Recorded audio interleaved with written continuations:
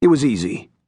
I told Price the same thing I told him at home, except it was more detached now, as if it had happened to someone else and I had witnessed it from a distance. The room where he took my statement smelled of stale cigarette smoke, but that was the only thing that fit my image of a police station. The room looked more like an insurance company office. I had seen too many damn television shows and movies, expected dust, cobwebs, empty coffee cups, half-eaten pizza, and too much light. There wasn't much in the room in the way of furniture or decoration.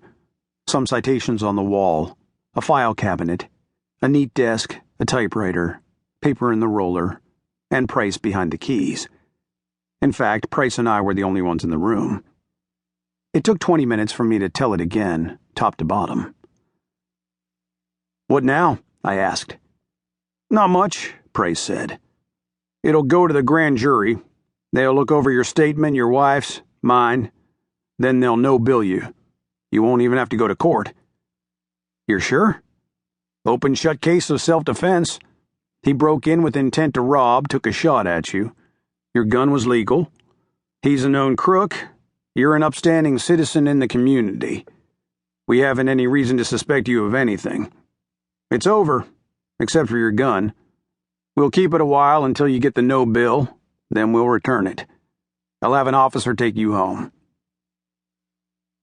When I got home, the policeman who had stayed with Anne nodded at me and went away with the other officer. I sank down in the living room chair and looked at the couch. I didn't think I could ever sit there again. I determined that tomorrow I would have it carried off and buy a new one. I wanted to get rid of that bloodied landscape, too, and have the wall repainted. Christ, I felt like moving, and would have if I could have afforded it. Anne sat on the edge of the chair and put her arm around me. "You okay?" "Okay as I get. Go to bed, honey. I'll come along." "I'm going to clean up a little, before Jordan gets up." It occurred to me what she meant. The wall, couch, and painting. She just couldn't put it into words. "Is it all right if we do?" I asked. "Evidence and all. Won't the police mind?" "The officer told me any time we wanted to clean up to go ahead. They've taken the photographs, done all they intend to do."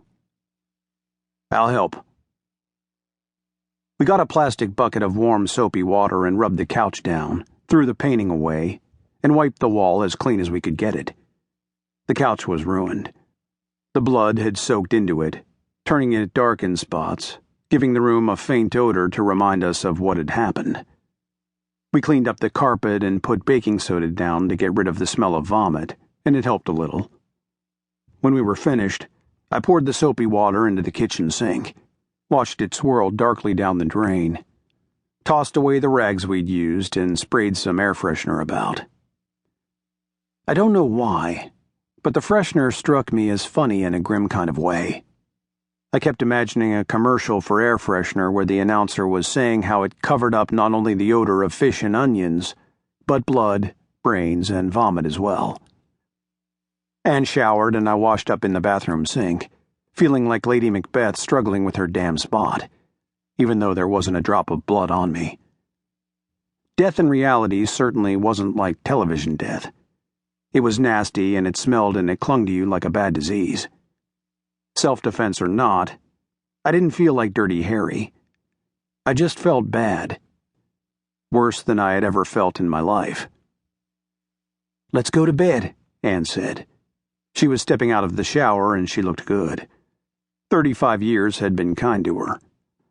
Her breasts sagged a little maybe, but the rest of her was nice and the breasts were nothing to run me off. She was my woman and I loved her, and I knew she was offering herself to me.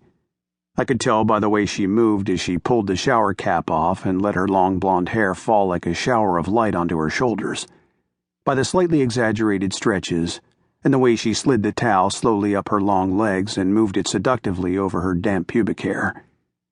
She smiled at me. "We can snuggle, you know." "I'm not really sleepy," I said stupidly. "So we can snuggle a lot. Sleep later." "We can try that," I said. "Go ahead, and I'll be to bed in a moment." to keep listening to this audiobook. I've left you a link in the description so you can do it, at no cost thanks to Audible's 30-day free trial.